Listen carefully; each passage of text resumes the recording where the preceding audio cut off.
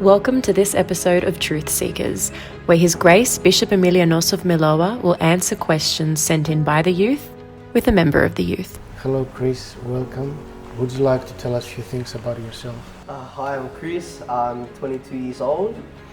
I've been in and out of the church. A few people will know me as His Grace's helper or assistant, and it's been an interesting journey for me, and I thank God every day that He's come into my life and I'm able to assist Him and help Him, and it's truly a big blessing and I appreciate it, and I thank God every day for this opportunity. Okay, I have a question for you. What is the value of living a life of simplicity? What could you tell us about this question?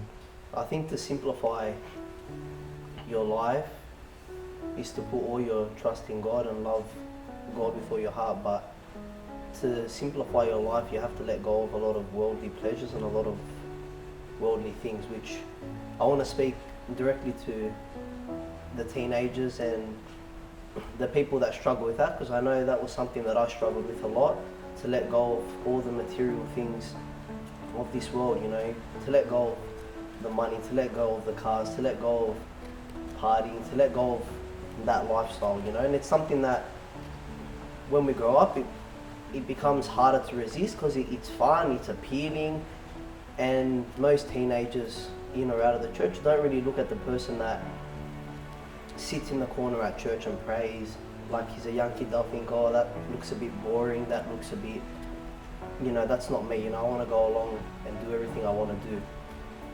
But being attached to all that stuff, all these worldly pleasures, it becomes a sickness that you can't really get out of, and some people might need to go through it, but it's good if you can avoid it. But most people nowadays will go through something like that, and it makes life a lot complicated, and there's no room in your mind for Christ. There's no room to think of, when I die, what's going to happen to me. All you're thinking of is, I'm going to go to these places, or I'm going to buy this car, and I'm going to enjoy this certain way of life because it makes me feel good and it makes me feel happy. But you'll get to a point where that won't make you feel happy, and then you'll need to try something else to make you feel happy. And it's just going to get into this vicious cycle where you find yourself so deep in a hole that you look up and there's no more light left. And at this stage, some people might need to get to it, and then Christ will reveal Himself to you, I believe.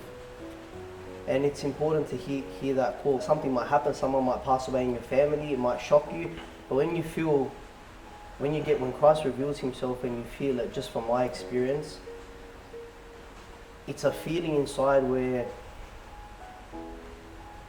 the love and the peace and the happiness, even though you're sad and you're going through a tough time, the joy is so great that you don't want to let it go.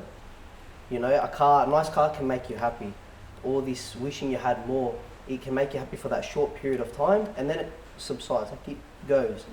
But that love that Christ shows you, it never goes. That joy, it never goes.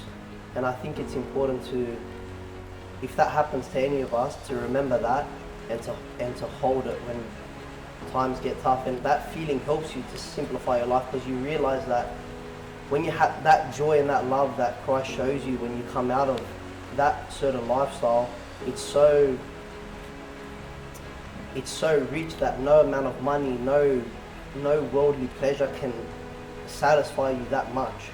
And you start to realize that when you simplify your life and you let go of all this stuff, it doesn't matter how popular you are, or if you have a nice house, or if your house is small, or if you don't even have a house, it doesn't matter, because to Christ that stuff doesn't matter. He judges the same person whether he's rich or poor. He judges them exactly the same. So it's important to remember that when you simplify your life and put all your trust to God, and you just remember that love and you focus on that so much, everything that you need and everything that's beneficial for your soul, He'll give to you. Because He says it, seek the kingdom of heaven first, and everything else will be put onto you. Thank you, Chris. So you spoke about love and focus, and if we were to ask the question, how would you describe simplicity? What do you think simplicity is itself? How would you describe simplicity?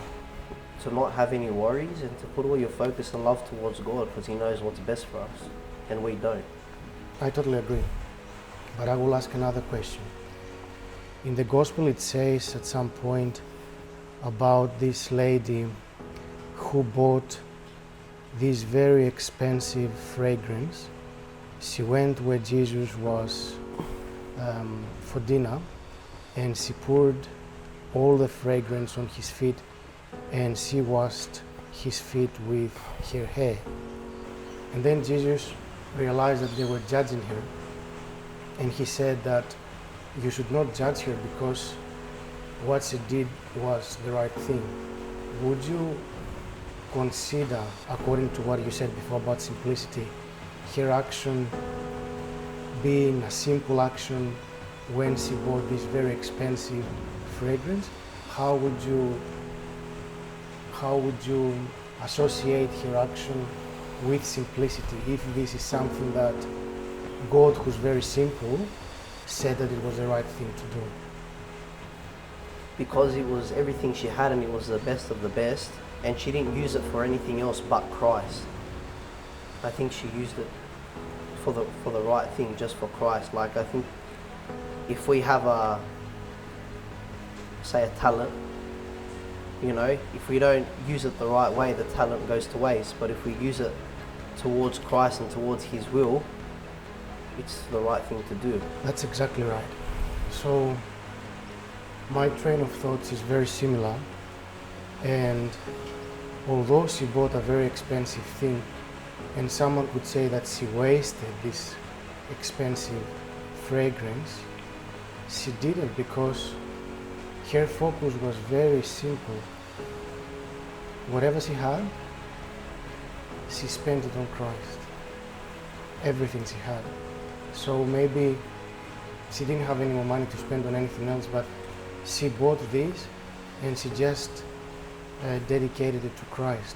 When the people that were judging her, they were not simple, because if they were to do something similar, they would consider how much is too much to spend. That's not simplicity. That's getting influence from a number of different thoughts, when her thought was one: Christ and love, and that was it. So simplicity sometimes, it doesn't mean that we do the most simple thing that comes in our mind. We don't buy the cheapest thing because it's simple. We don't behave in an immature way because it's simple. But simplicity sometimes means that we focus on something which is simple. And if we focus on this one thing, if we focus on God with all our action, with all our love, with all that we have, this is the most simple thing to do. And this is why Jesus, who was simple, said that what she did was right. And everybody else who was judging around and they wanted to sell this fragrance and feed the poor, they were wrong. Yes, so simplicity basically is, in a Christian way, is this love and this focus on Christ, as you said. I think what you said is spot on, and it makes perfect sense. But to most, or to some people that they're Orthodox but they don't live their life in the church, to tell them that to give everything you have, the best you have, and to give it to Christ and to give it out of so much love for Christ, I think it's a difficult thing to understand unless you've experienced Christ's love and you've experienced that the only thing that matters is Him, nothing else, because our end goal is to, gain salvation and eternal life. But I think it's a hard thing to understand unless you've experienced that love from Christ and that joy to be able to give everything to Him, or else you're always holding a little bit back. That's exactly right. Thank you very much for being with us today, Chris. Thank you. Thank you so much for having me.